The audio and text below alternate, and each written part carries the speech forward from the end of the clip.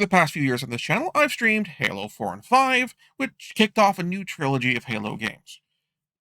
However, for Halo Infinite, I streamed that on my new Let's Play channel. Once again, link below in the doobly-doo to the channel and also the playlist for my Let's Plays. However, so if you were just subscribed here, you probably didn't get my thoughts on that game when I hit the closing credits. Or you might not be interested in going through the full Let's Play just for my thoughts, so here they are.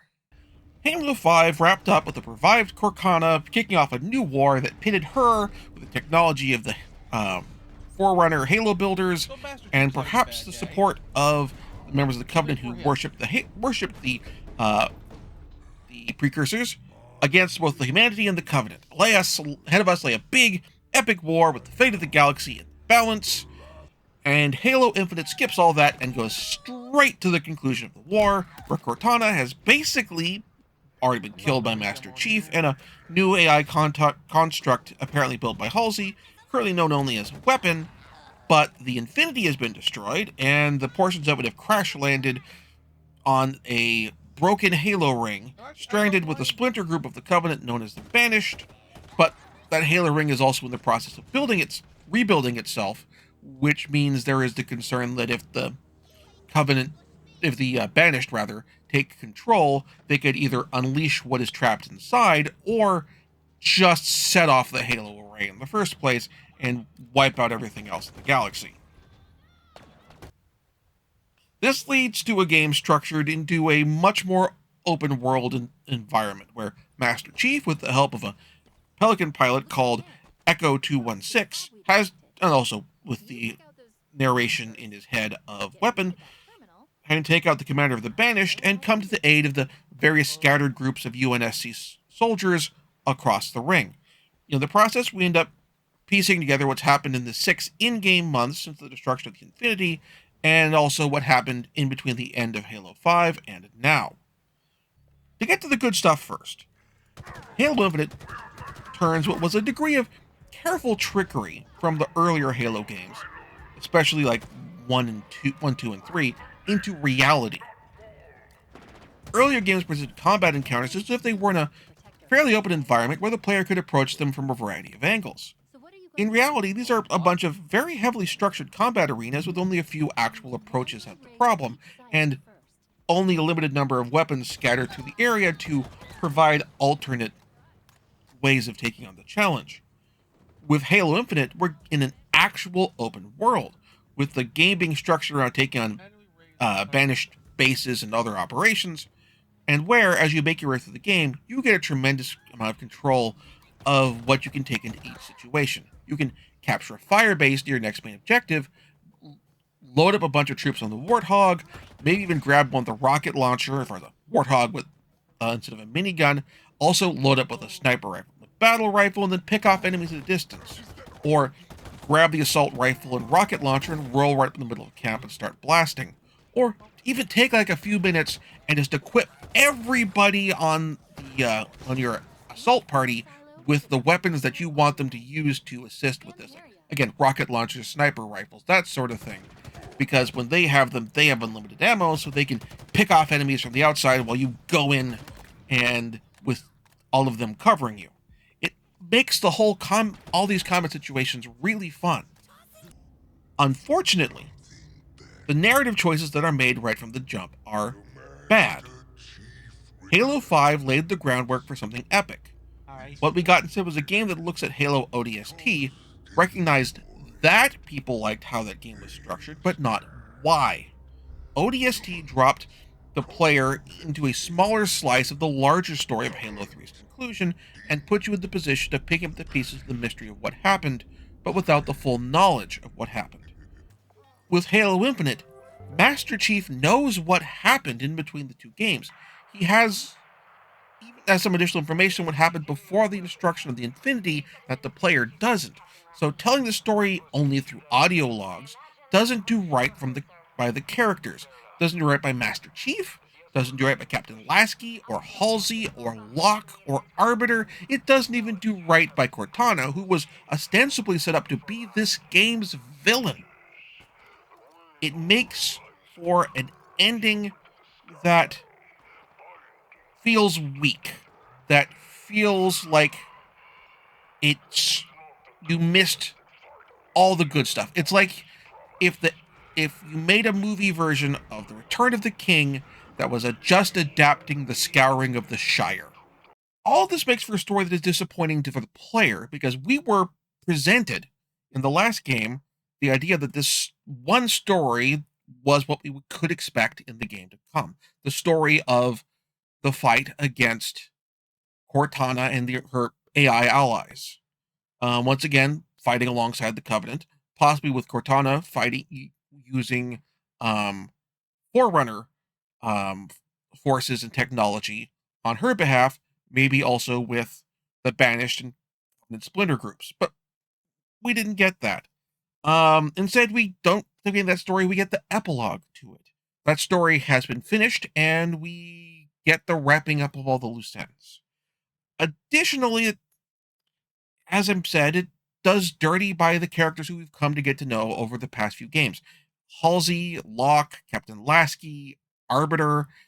I'm just saying he doesn't even do right by Cortana. I'm repeating myself there, but it bears repeating.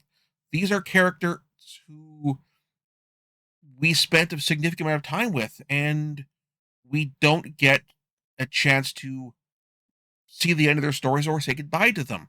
With the first trilogy, Sergeant Avery Johnson was a relatively small, seemingly small character in the first game, but he became a significant character who the audience grew attached to over the course of that trilogy. And when he died, we got a chance to say goodbye to him. That has been one of the strengths of the Halo series is these little incidental characters you meet along the way. You become attached. They do a good job of making you feel some degree of attachment to them, and then giving you a chance to say farewell to them when they pass or when the story ends. All this said, though, I did enjoy my time playing Halo Infinite. The story frustrated me, but the gameplay was enjoyable. I enjoyed the fact that, in a lot of respects, the game is able to take the illusion that the first few games did of that this is an open environment that you can take problems on any way that you want, when actually they're kind of tricking you into like, no, this is the right way to do it. No, we did it. Like you could take this on a lot of different ways, almost any different way. Um, Not full on immersive sim, but giving a lot of freedom to take on your challenges. And each of the first trilogy, also the like my probably last beef is for each of the first trilogy, even if we didn't get specifics, the conclusion gave a sense that there was another story to be told from there, another larger story somewhere else, moving things on with the narrative. We missed saying that here. Yes, we have a new possible antagonist, one who has been introduced from the Halo Wars games, popping up in the legendary ending, but we're still stuck on this damn Halo. Um, Whereas the other games, we have like Halo 3 ended with the reveal of Master Chief above this mysterious world and wondering where we're going to go from there. And we have nothing quite like that here. Here it's just, okay, we're going to toss you back out into this open world so you can finish checking off the rest of the boxes, and we're not really going to imply anything on how are you getting off? Are you, like, not just are you getting off? By all appearances, the answer is you're not. Um, if we get a sequel that picks up from here in the narrative, will I play it? Well, I have Game Pass, so the financial stakes are lower in terms of picking it up. It's more a matter of time spent. So I will at the very least give it a shot. But the likelihood of me picking it up has gone from definitely or even eventually to maybe I'll probably get around to it. Maybe not really. Like not just not really, but like I'll probably, but not necessarily. I can't. It's gone from a yes to even a sort of half-assed Orange Cassidy kind of partial thumbs up to, are you going to play the next one? To a shrug. I get, again, like, I guess if there's a chunk of time where there's nothing else really to play, maybe I'll think about it. But it's at a point where, like, I'm not even necessarily going to, like, put it on when it comes out on a New Year's resolution for a game to play. Like, I'll pick something from my backlog that I own to play, not necessarily put whatever form Halo 7 takes in that regard, unless the reviews of it from people I trust really blow my mind.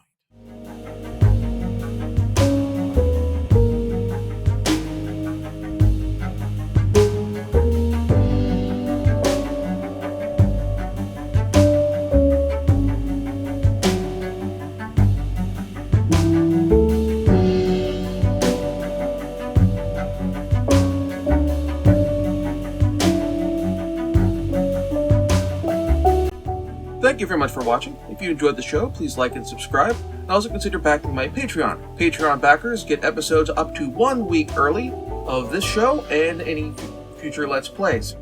Also, please consider backing my Ko-fi. Toss me a few bucks also helps support the show, and it's not a monthly obligation or anything like that.